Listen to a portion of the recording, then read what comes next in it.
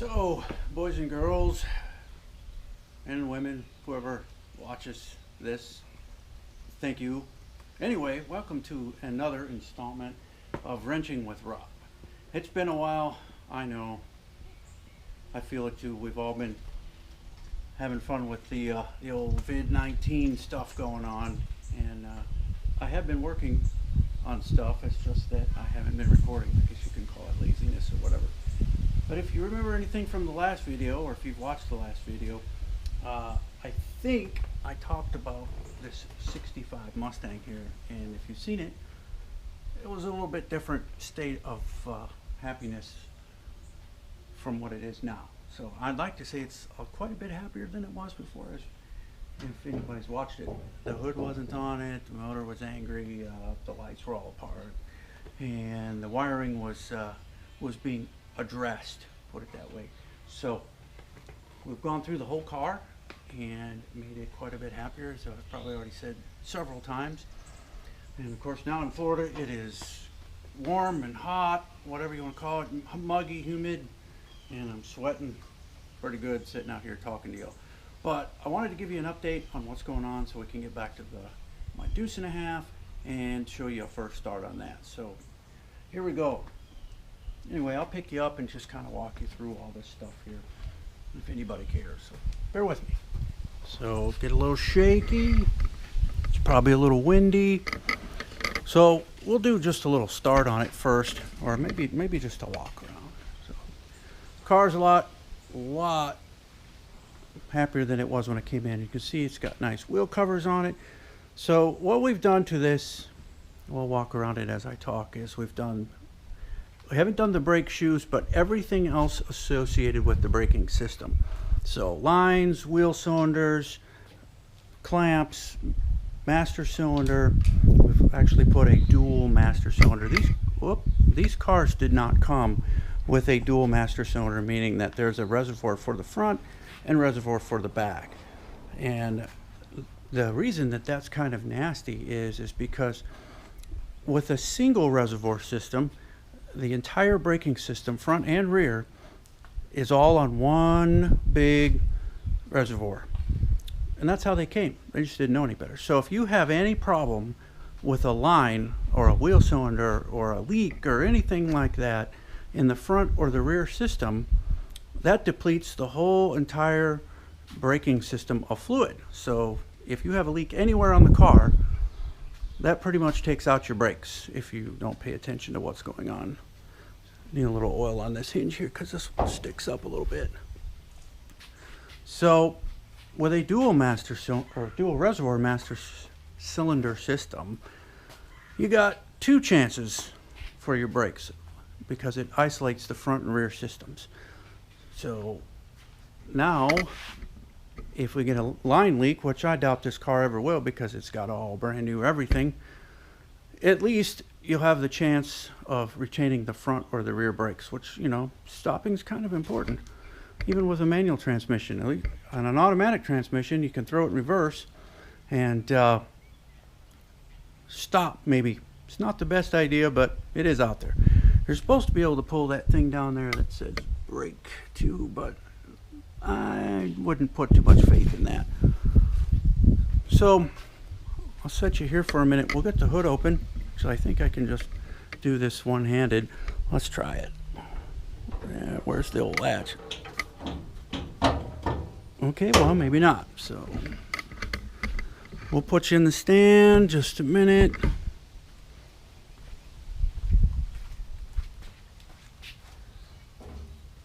'64 is down here for Galaxy. Oh, there we go. All right. So under the hood, here's what we've done. So we took all the wiring. Maybe I better get a flash. Yeah, I think you can see. We took all the wiring and ran it in this nice loom right here and made attachment points, and to just try to keep it from chafing and getting hot or getting up against, and it cleans it up really nice in here. There's that dual reservoir master cylinder. Notice there's no power brake booster on there, so you use quite a bit of effort to to make the car stop, because it is four-wheel drum as opposed to rotors, and I think all four wheels on cars are rotors nowadays. They weren't thinking of that back in 1965. So we got a little nice Go Fast emblem here, just in case you didn't know it was a pony car. We've gone through and actually upgraded the ignition system to electronic instead of the breaker points, because anybody that's worked with points know they're a little finicky, and they have to be typically swapped out every year if you drive it quite a bit. So this conglomeration, or what we got going on here, is we put a mechanical oil pressure gauge in there and retained the factory idiot light. So what I've done is put that adapter in there, bumps the factory idiot light gauge out, or excuse me, pressure sensor thing out to here, and then our nice mechanical line. I used the copper one because I don't like the plastic ones. The plastic ones, if they get anywhere near something warm, they tend to break, and then you have an oil line leak and it makes a huge mess. So here's where we're going with all that oil pressure line. We ran it parallel with the brake line back there, and it goes through the where the original heater core was, because the heater core is no longer in it. And then on the opposite side, all this craziness we got going on here is for our electric fan switch, and then a mechanical water temperature gauge. Maybe I get it in there. That's this line here that runs along the valve cover on the other side. So as you can see here, we've originally, well, I won't say originally, when it car came to me, it had a all this radiator set up on it with the electric fan, and no shroud, or the shroud is part of the electric fan, whereas the original car had a four-bladed manual fan on it with no clutch. We converted the alternator system to a one-wire GM style because the new wiring harness did not support the voltage regulator and all that good stuff. So I got to give it to GM on that one. That was a really good idea. I wish Ford had jumped on that idea a lot sooner. What we have all here with all these wires is there's two maxi fuses in there, one for the alternator and one for, that's this box down here if you can see in the dark. One for the car, one for the alternator. Ran all new wires. This here thingy is for the fan. It's a circuit breaker for the fans, which right now the fan, excuse me, is not running properly. We put an entirely new front suspension as far as original, but all the parts are new, upper lower ball joints, tie rod ends, shocks, spring mounts, all that stuff. I might crawl underneath it and see if you can see that. And then we ran the wires for the engine harness all back there, and then it goes through the firewall on that side. So that's enough for under the hood. Does retain the factory style mechanical fuel pump. I'll just leave the hood alone. So car came to me with headlights like this. They've replaced the sealed beams with the halogen style drop-in light, and then it's got a nice pretty red halo ring that goes around it when you turn it on. So moving along to the side, we'll go to the inside. Maybe I can sneak you up in there and see some of that new suspension. Well, maybe not. Let's just pretend we saw that. Take my word for it. The car is obviously a convertible. He has all, or at least most of the replacement parts for the convertible top, but there's just a few things that does not have at the moment, so I elected just to put the fancy cover on it, and it looks pretty, so we're going to go with that. The door rod for the outside door came loose, so got to fix that. Probably take the door card back off and replace it. But, you know, being a convertible with no top, you can just reach inside and open the door. Inside, got a couple more things to fix. One is the shifter boot right there. I have to keep, or at least put it together. And on these old cars, if anybody knows about the old cars, they know that there's no dimmer switch on the turn signal stock. It is down there under the floor, and I have to cut a hole for it to put this little grommet around it, and I just haven't got that far yet. So door sills are in. Whoop. Seats are in. Got some seat belts, even though they'll probably keep you in the seat, but not going to do much for your head. and everything in here is sharp and nasty, so not probably a good thing. Going through the dash, we do have a problem with the speedometer. It was working. I think I have the cable a little bit too tight. I can feel the cable moving, but that's not to say that the cable itself is rounded off or it goes into the speedometer head, because when I started working on it originally, the speedometer was all froze up, so that might mean that the thing just spun in there and rounded itself out. It does have all LED except for the headlights, so everything in it is just like I said, light emitting diodes, so they're a little bit brighter. Had to put some diodes in to make those LEDs work, because they're not, they'll polarize, or they are polarized, and they don't like power. How do you say this? If you reverse the polarity, you know, positive, negatives, you know, the trons flowing in one direction or the other. Who knew? But this car is a little bit unique in that it only has one, let's see if I can get up close enough, one turn signal indicator. So that one lights up for both sides. So if you turn it to the right, it blinks. If you turn it to the left, it blinks. Instead of having one on both sides, the other side over here, if I get you out of the way of the steering wheel, is the high beam indicator. So to make the trons happy with the LEDs, that's where we had to put those diodes in. And as you can see over here, whoop, steering wheel jumped out in front of me. We retained the factory temperature gauge, but also put in this nice pretty triple gauge. The glare's probably all unhappy there.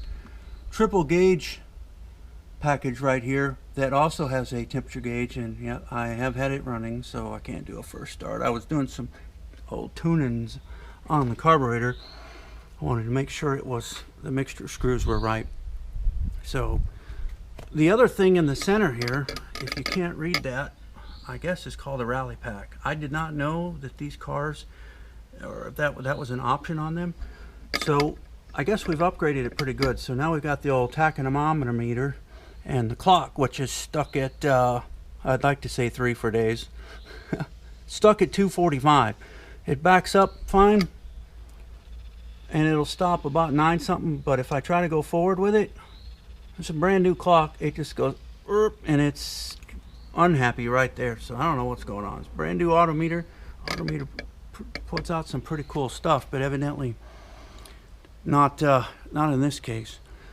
So door cards, I keep hitting that tripod. Door cards are in, and unfortunately this one will probably have to come back off because of the not happiness going on in here. But carpet's in. Obviously the seats, if you can't see that, put this fancy radio in here that still has the 2 knobs. They had it in, I just wired it up and did a little more work to it. Let's see if we can get in here and turn it on. Alright, so we'll turn the old backwards on the key switch. There we go. Man, it's working. I think that's pretty close to the right time too. It's all fancy.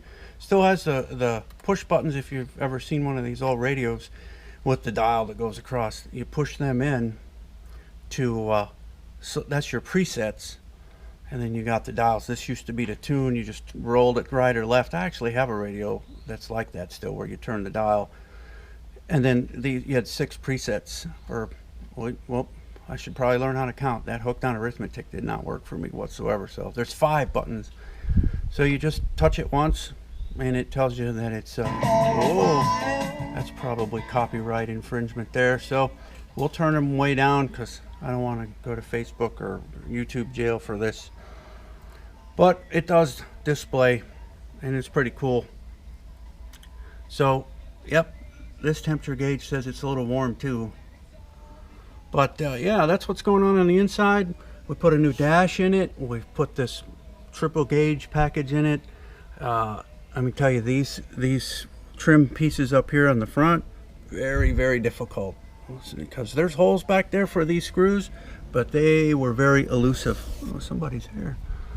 Did you hear that big word I just used? Yeah, they tried their damnedest to hide from me. So I got a little insurance policy in here because I've been driving it around a little bit. I think everybody should heed to that. If you don't have one of them, your probability of a fire just went through the roof. So got a little bit of convertible, blah blah to do up here. You know, the hooky things, some screws, some crust to clean up. I'm gonna let the owner take care of that funness there. But yeah, a few weeks ago this was in pieces, and I think the horn works. Yep, the horn does work. Imagine that. What else have we done to this thing? All the windows, the roll them up windows, if anybody's ever seen those before, were not working properly. Put all new door handles on, put all new rollers in the windows. The poor Model A. It's not happy right now. It's got a broken wire under the distributor cap. I'm going to rebuild it. Put these jobs in, fix these windows. They were all off the tracks, and there was a lot of bent up stuff. I think somebody tried to put the window up when it was out of the track, which doesn't work. I think some people try to crank harder on them when they don't go, and guess what? Something goes. Maybe not be the window though. So the poor Jeep hasn't moved. That's the reason why we're kind of trying to get this Mustang back together so we can start working on the Jeep. Still has brakes though, so when our brakes work as they were supposed to, even though I got nothing else going on with it. Mercedes is still sitting there. I drive it every now and then. Poor bike is so dusty. I rode it here after I mowed the lawn not too long ago and tried to knock the dust off. It didn't work too well.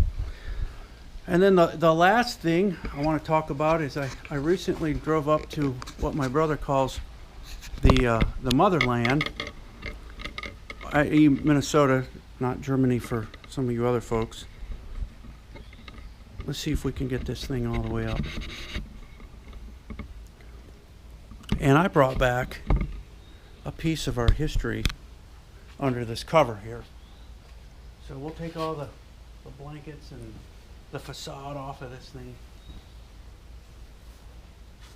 I don't know if you can see that or not, but this, whoa, it's probably noisy bouncy, is late 40s, early 50s Rockola jukebox. It's pretty dirty, dusty at the moment, but I'm actually going to have it restored. And 31 or so years ago, I had it fired up in the basement, and the turntable didn't spin, but all the other, let's see if we can punch it up a little bit. All the other record selecting buttons and stuff like that worked inside it, and the lights came on, and it was trying. So, man, look how cheap stuff was back then. Can you see that in there? Yeah, that's super cheap. Got all the records for it. It plays 78s. All the front facade for it. All this lights up on here. It's not a bubbler like some of them really cool Wurlitzers and stuff were, but I think it's really impressive, and I think it'll clean up pretty nice. The wood will probably need to be refinished somewhat, but it's all there. And man, I tell you, this thing is stupid heavy. It took all four of us to get it up the stairs up there in Minnesota. So before we leave, I'll do a quick start on this thing.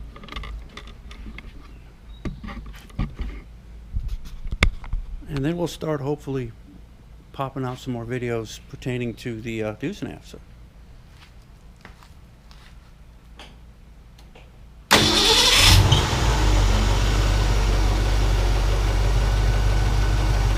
So if you can still hear me, it's running. I think it's got a lifter that's not very cooperative at the moment. I can hear it ticking, and then I can hear the mechanical fuel pump. But it does have a lifter or a rocker or something that's just not quite where it's supposed to be. Either that or it's wore out or whatever. But we'll walk around to the back. It's running pretty good.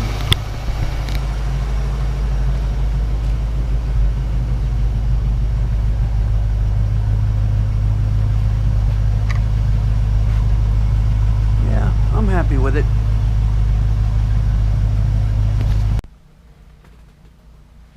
So I want to thank you all for hanging out with me again. It's not much. I was just trying to give you an update on what's going on here. Very soon we'll start putting that 87 Jeep back together. About to put the body back on. A frame, which is sitting just outside of view here. Get my backyard cleaned up a little bit because I'm starting to accumulate stuff, and trying not to do that. I get too much stuff and then it'll be sitting all around, looks kind of nasty and all, but put a lot of work into this cool looking car right here, and I'm about at the end of what I can do with it. Now it's a lot of little stuff that the owner can probably do on their own, and make it go even faster. So this one will roll out, and then we can hopefully get to first start on my deuce and a half, because the pump's all back in it, the injectors are all back in it. I have to basically stick my arm in the tank and clean all the goo out of the bottom because it's been setting a while and it had biodiesel in it, and it's just it's nasty. It's really nasty, and I'm not looking forward to it. And if anybody knows me, they know that I am deathly afraid of wasps and hornets, and they haven't infiltrated the whole thing, but they're in there. Trust me, they're in there. One flew in the truck yesterday. You guys would have died laughing. I'm not good with those. I don't like them at all. So anyway, hope you guys are having a good Memorial weekend. Don't know when I'll get this mashed into the old YouTubes, and I appreciate you watching. I know it's not, I'm yakking, it's not the most interesting in the world, and trust me, I'll get back to doing some real cool stuff again, and see some more wrenching with Rob. So anyway, thanks for hanging out with me. Do the like, share, subscribe, all that good jazz that you can makes YouTube think I'm okay. You know, I'm not doing bad stuff, or actually gets it out there, I guess, and more people watch. More people watching me, it's funny. Anyway, have a good one. Somewhere's the button.